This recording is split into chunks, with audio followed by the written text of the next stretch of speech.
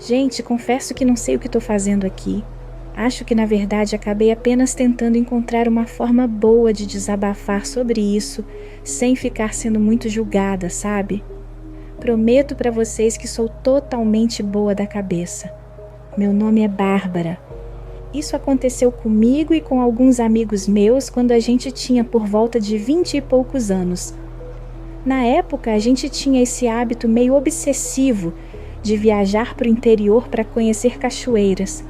Não aquelas famosas com estacionamento, placa turística e vendedor de milho, mas as mais escondidas que você só ficava sabendo porque alguém comentou numa roda de conversa ou porque viu um post meio perdido na internet. Era quase um vício. Todo feriado, todo fim de semana prolongado, a gente juntava o carro, mochila, cerveja, barraca, ervas medicinais, se é que vocês me entendem, e ia. Hoje em dia é bem fácil encontrar esse tipo de coisa. Com as redes sociais do jeito que estão, basta você colocar lá que quer encontrar cachoeiras escondidas e em seguida vai aparecer trocentas opções para você escolher. Mas naquela época ainda não estava nesse pé, então sempre que a gente descobria algum lugar legal, acabava dando uma sensação de missão cumprida, sabe? No caso desse lugar que vou contar aqui para vocês, a gente ficou sabendo dele num dia aleatório. Tínhamos acabado de sair de uma baladinha na Rua Augusta, em São Paulo, quando ali ainda era repleto de rolezinhos dos mais variados. Paramos numa padaria 24 horas que estávamos acostumados a frequentar para matar aquela fome da madruga. Na mesinha do nosso lado estava um casalzinho conversando. Eles estavam vendo fotos de viagens antigas deles no celular, até que notamos que ao chegar numa determinada foto, o rapaz deu uma risadinha e disse: Nossa, você lembra desse lugar aqui? O João quase pirou. Juro que nunca entendi o porquê ele odiou tanto aquele dia, pra até parar de falar assim com a gente. Eu, particularmente, achei o lugar incrível. Deve ser ainda, né? Até muita gente descobrir. Pronto, era tudo que a gente queria. Já fomos logo perguntando os detalhes, como chegar lá e tudo mais. Nossa próxima viagem estava traçada. O lugar ficava na divisa entre Minas Gerais e Bahia. Uma cidadinha pequena demais para justificar o tempo que a gente levou para chegar. Daquelas que você atravessa em 5 minutos se não piscar. A cachoeira ficava fora da rota turística. Não tinha placa e nem trilha oficial. Um prato cheio para nós. Um morador indicou meio por alto, apontando com a cabeça e dizendo algo como: segue reto até onde o mato fecha. Depois desce com cuidado para não escorregar nas pedras. Só não vai ficar lá fazendo muita arruaça. Qualquer coisa que acontece ali é um sacrifício para você sair depois. Achei estranho, mas nada fora do padrão. Quem vive de explorar esses lugares acaba se acostumando com esse tipo de orientação meio vaga e com as advertências dos locais. Éramos 5. Eu, o Rafa, a Marina, o João e o Henrique. O caminho já começou errado. Quanto mais a gente andava, mais o som do mato parecia abafado. Não sei explicar direito. Não era silêncio total, mas era como se os sons não ecoassem. A água da cachoeira dava para ouvir de longe, mas os insetos, os pássaros, quase nada. Parecia que só tinha mato, água e nós ali. Quando chegamos, a cachoeira era linda, alta, com uma queda forte, formando um poço fundo.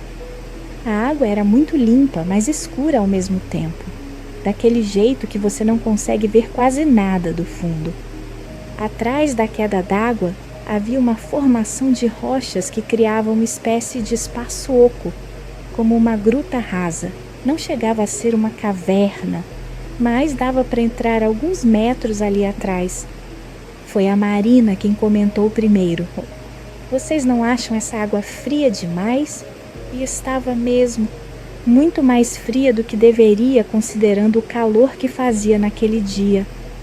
O Rafa entrou primeiro, nadando até perto das pedras. Eu fui logo atrás, o João ficou pulando de uma pedra mais alta, se exibindo. O Henrique ficou mais afastado, sentado numa rocha, observando. Foi quando eu senti algo estranho no pé. Não foi um toque. Foi como se algo tivesse passado muito perto, deslocando a água. Achei que fosse um peixe grande. Não seria absurdo, mas o movimento não combinava com peixe nenhum que eu já tinha visto. Era como se algo estivesse batendo os membros no fundo. Quando coloquei o pé no chão de novo, senti que o fundo não era uniforme. As pedras tinham uma textura errada, não lisas, não ásperas. Algo entre isso, como se estivessem cobertas por uma camada fina, irregular, escamas.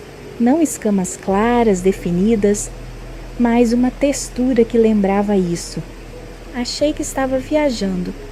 Foi quando o Rafa, atrás da queda d'água, gritou: "Vem ver isso aqui." Fomos até ele. Atrás da cachoeira, as pedras tinham marcas estranhas. Não eram pichações, nem desenhos claros. Eram marcas fundas, como se algo tivesse sido arrastado ali repetidas vezes. E em alguns pontos aquela mesma textura escamosa. O ar ali atrás era pesado, difícil de respirar. A Marina comentou que estava com dor de cabeça. O João disse que estava se sentindo enjoado. Como já estava ficando tarde, decidimos sair e armar as nossas tendas ali por perto para descansar. Fizemos uma fogueirinha, colocamos umas cadeiras de praia e ficamos ali trocando ideia, tomando uma cervejinha e aproveitando as ervas medicinais que tínhamos levado. Quando terminou de anoitecer, a gente estava jogando conversa fora numa boa, quando o Henrique percebeu algo bizarro. Apesar de a gente estar relativamente perto, não dava mais para ouvir a água da cachoeira. Na hora, todo mundo riu, ainda meio alegres e vendo graça em tudo por motivos óbvios. Decidimos ir lá dar uma olhada. Curiosamente, quando estávamos quase ao lado da cachoeira, o barulho da queda voltou normalmente. Demos risada daquela brisa pesada.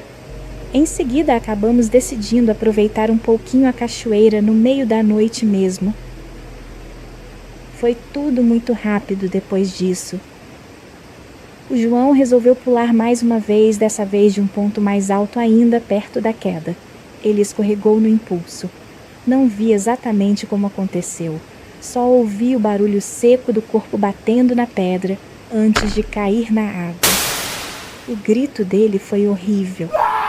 Quando nadamos até ele, a água ao redor estava se tingindo de vermelho. A perna dele estava aberta, um corte profundo, feio demais para ignorar. Por sorte, ele não bateu a cabeça. Mas foi aí que tudo desandou de vez. O Henrique, que estava mais afastado lá em cima da queda, começou a gritar igual louco para a gente sair da água. Sai! Sai agora! Eu olhei na direção que ele apontava. Na superfície da água, perto das pedras, atrás da queda, algo se movia. Não emergiu totalmente. Era como uma sombra espessa com contornos errados. Alta demais para ser um animal comum, mas magro demais para ser humano. O corpo parecia alongado. A pele escura, irregular, quase impossível de enxergar direito no meio da noite. Ainda mais naquela água que mais parecia petróleo. Mas o que mais me marcou foi a forma como aquilo se movia. Não nadava, não andava. Era como se deslizasse, contrariando o peso da própria água. A Marina começou a chorar. O Rafa travou completamente. Eu senti um pânico tão puro que meu corpo começou a agir sozinho. Pegamos o João como deu. Ele gritava de dor, mas também de medo. Dizia que tinha ouvido algo debaixo d'água quando caiu. um som baixo, vibrante, que não parecia natural. Enquanto arrastávamos ele para fora, ouvi um som vindo da gruta atrás da cachoeira, algo como um arrastar molhado, seguido de uma porrada pesada na rocha. Não olhei para trás, nenhum de nós olhou. Saímos correndo mata adentro, escorregando, caindo, rasgando a pele nos galhos, carregando o João do jeito que dava. A sensação era de estar sendo seguido, mesmo sem ouvir passos. Em algum momento, o som da água ficou distante e sumiu de novo. Só paramos quando o cansaço venceu o medo. Conseguimos ajuda na cidadinha. Ambulância, hospital na cidade mais próxima, explicações mal contadas.